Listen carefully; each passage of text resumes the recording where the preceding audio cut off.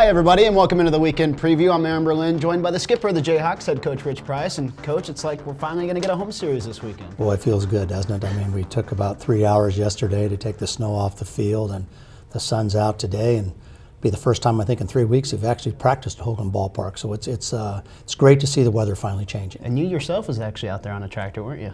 You know, you're kind of a jack of all trades when you're the head coach. Well, Coach, let's kind of go back to this past weekend against Eastern Michigan. It was a series that was up and down.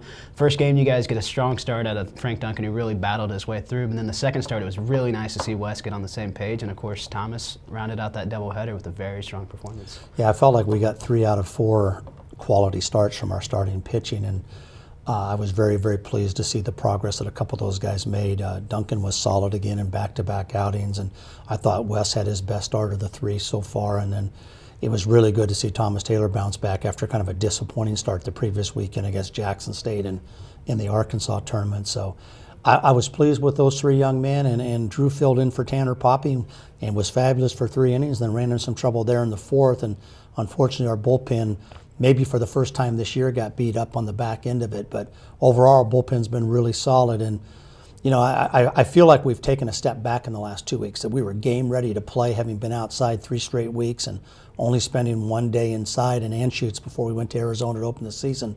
Now we've gone over 2 weeks without practicing at Hoglund Ballpark. So this is a big weekend for us. We need to get outside, play at home, and make some progress. For Drew, going back to that start, is it maybe just him not being stretched out enough to go maybe 4 or 5 innings? Because he was really solid for those first 3. No, I don't think that's it at all. I think, you know, the fact he has a starter background. He was a starter last year on midweek as a freshman, and he was one of the starters we used in the Dominican. We've used him in all of our inter-squad games in that role. He was just out of sync mechanically, and he was falling off the rubber, and he was dropping his arm, and he kind of got into trouble in the 2nd and got out of it. He got in trouble in the 3rd and got out of it. And then unfortunately he wasn't able to finish it through the 4th inning, but he threw 80 pitches in 4th inning, and Drew has the stuff to be a legitimate starter.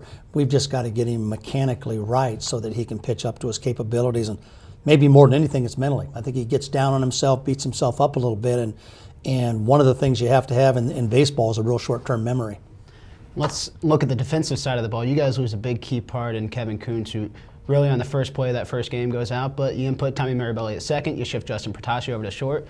Those 2 guys turned 3 double plays in that first inning, and Justin gets to a lot of tough balls that could have gotten through the gap in the shortstop position, and I thought both of them did a nice job stepping up. Yeah, I think you're dead right about that, pal. I couldn't have been more pleased with the job Justin Protasio did at shortstop. Kevin Kuntz played every inning of every game a year ago as a junior, and when he sprained his ankle in the first inning on the first hitter, I was really concerned. I was concerned about what was going to happen defensively at shortstop for the lack of reps that Justin actually has in games, and he filled in just fabulously. He made the 1 throwing error in the 7th inning on Friday night, but other than that, I think he made 7 or 8 plus plays and played flawlessly defensively, and Mirabelli did the same thing at second base. He filled in and did a really nice job defensively as well. Offensively for this team, how does that change taking Kevin out of the top of the order as a switch hit guy who can turn around in both from bat sides of the plate, and you move Protasio from the bottom of the order up to the top? How does that change the whole outlook? Oh, it affects us offensively big time, and I think if you go back through and you look at the box scores, I mean, they start a left-hander in game 4, and Justin gets punched out 3 times against their left-hander, and he still hasn't gotten to the place yet in his development where he can stay on the breaking ball away from the left-hander and hit the ball into left field and hit the ball the other way. And Kuntz brings that ability to switch hit like Jordan Dreiling does, where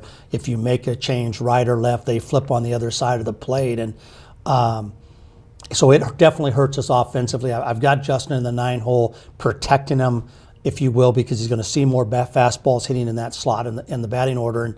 And he's had a good, productive first 3 weeks offensive. I've been pleased with him in the 9-hole, and I'm kind of contemplating whether I'm going to move him up this week and leave him there or move him back down. I'm kind of undecided on that right now. But, you know, Kuntzy's got a lot of bleeding, a lot of swelling in his ankle, and he's been in for treatments every day with Ken Wainwright, our trainer, and there's no doubt he's out this week. He is better, but he can still barely walk in his walking boots. So, you know, our goal is to try to get him back for the Big 12 opener at TCU next weekend.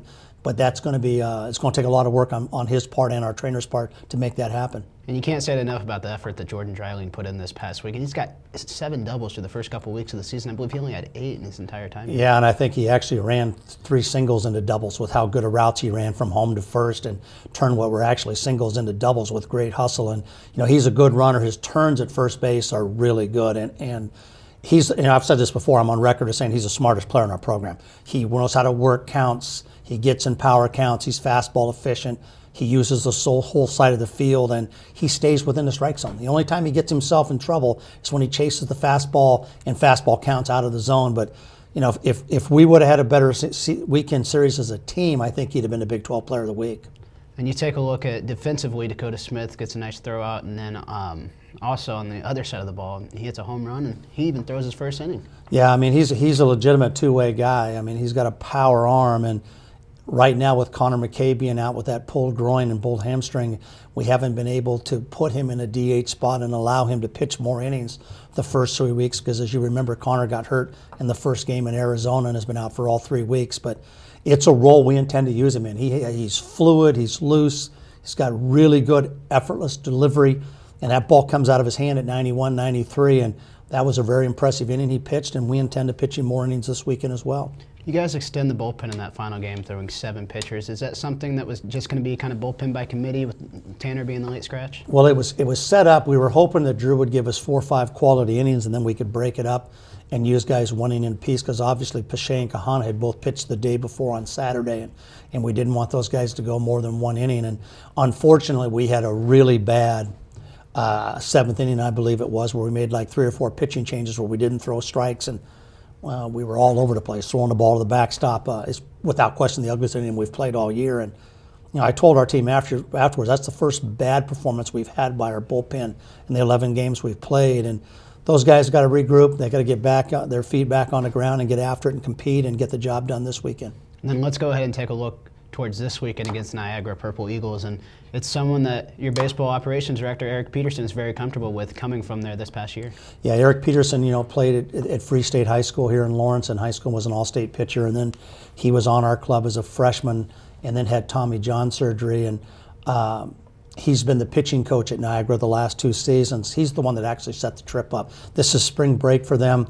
You probably have seen they're at Kansas State Tuesday and Wednesday this week, and then they're coming in here Thursday through Sunday. And like a lot of mid-majors that they're from cold weather states, and with Niagara being from New York, they're trying to play as many games as possible on spring break because they're unable to get outside, unable to get on their field.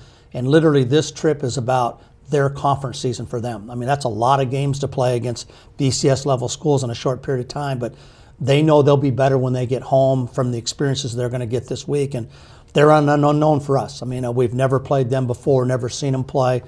We're just excited to be at home and trying to get better each day of the week ourselves. Well, Skip, let's hope for a great weekend. It should be a fun 4 games, and let's hope for an even better weather. And I appreciate you being with us last week, and you're doing a great job. Oh, anytime. It's been awesome. Well, that was head coach of the Jayhawks, Ritch Price, and we invite you to join us at Hoglund Ballpark this weekend, Thursday, Friday, Saturday, and Sunday. First game on Thursday will be at 3 p.m., and then Friday's game will be at 3 p.m. as well. Thank you for joining us. This has been the Weekend Preview.